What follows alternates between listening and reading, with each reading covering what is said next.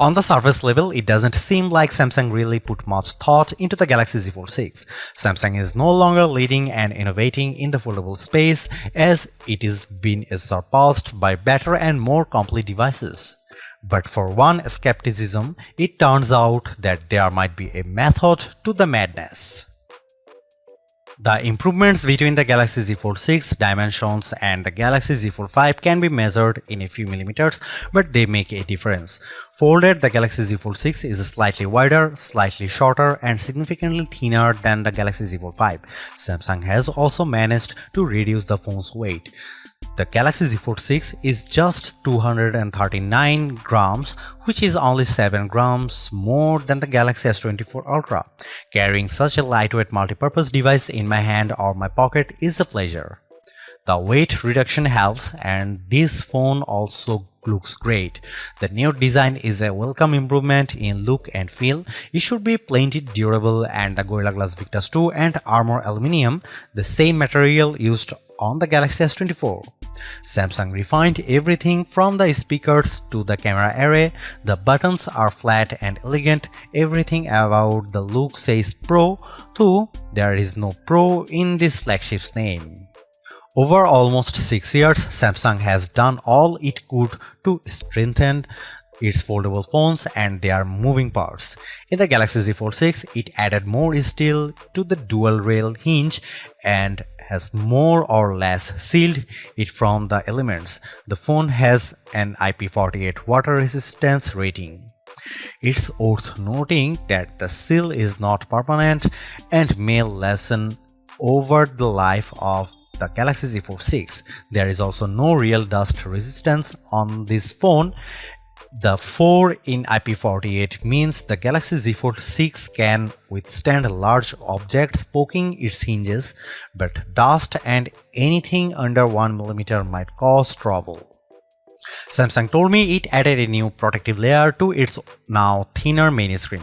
It's essentially like a non-Newtonian fluid that is flexible when you are gently moving it but toughens up instantly if it encounters a hard or sharp object. Of course, even though the new screen is tougher, you can't use the same S Pen as a Samsung Galaxy S24 Ultra or other flat Samsung phone or tablet. You must use the softer rubber S Pen for fold, lest you risk damaging the screen. The 6.3-inch cover screen is 2376 by 968 pixels with fully adaptive refresh rates from 1Hz to 120Hz. In general, I like using the cover screen since it isn't always practical to open up the phone and use the larger display. It's a nice little screen for web browsing, email and TikTok scrolling.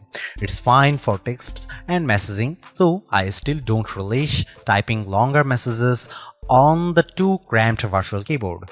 The screen is probably narrower than my iPhone 15 Pro Max by a solid half inch.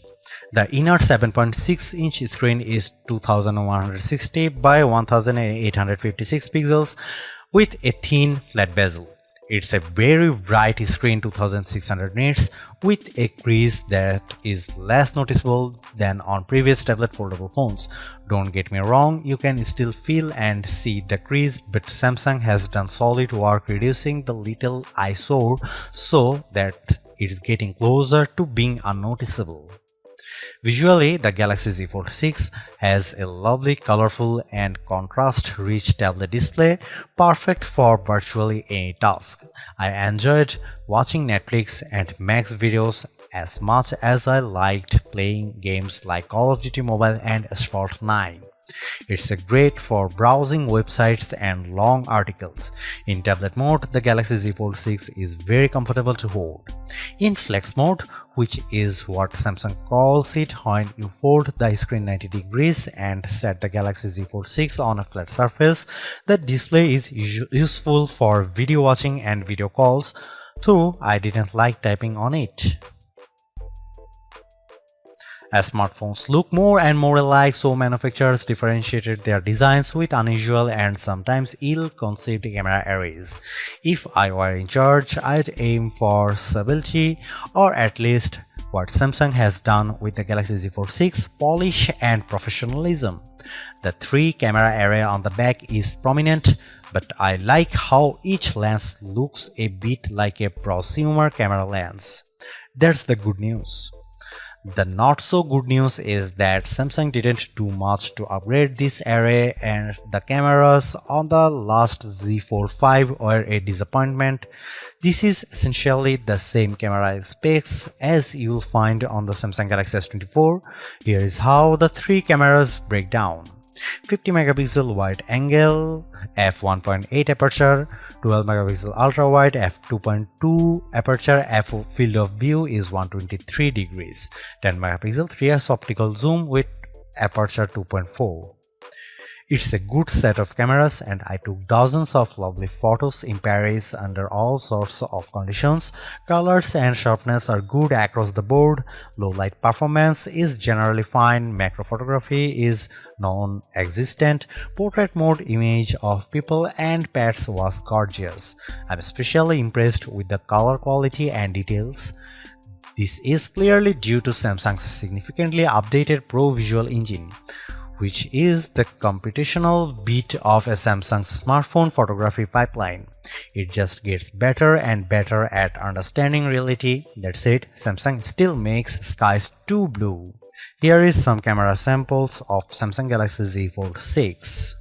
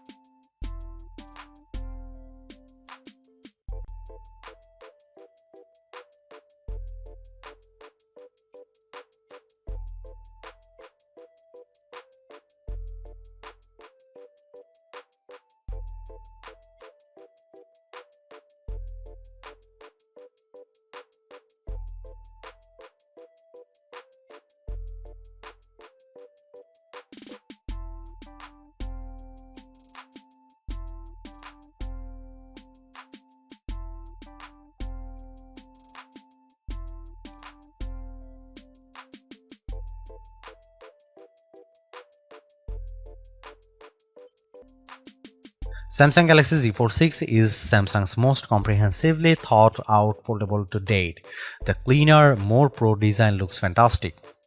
It's comfortable to hold and pocket and is far more versatile than your average phone. It's thinner with a less noticeable crease, and that's a major bonus. So is the banked-in Galaxy AI, which is not always useful but can be tremendous fun. The cameras could be better, but I still like the images they capture. The price may be my single biggest sticking point, but you may want to hunt for good deals because the Samsung Galaxy Z Fold 6 is so worth it. Thanks for watching. See you in the next one.